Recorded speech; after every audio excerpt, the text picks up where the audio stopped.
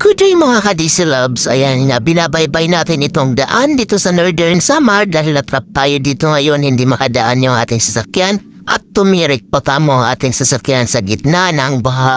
Magbalalakad tayo papunta kung saan tayo makakakita ng pwedeng ayos na ating sasakyan at makabili ng ilang parts na gagamitin natin sa nasirang sasakyan.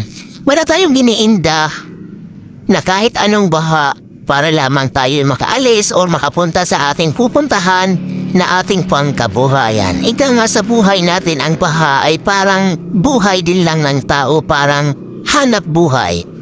Aalis at aalis din yan, huhupa at huhupa din yan. Kaya laban lang tayo sa lahat ng hamon ng ating buhay. Manalangin lang tayo sa Diyos na hindi niya tayo pabayaan sa mga sapunang dumarating ngayon. Ayan na ha.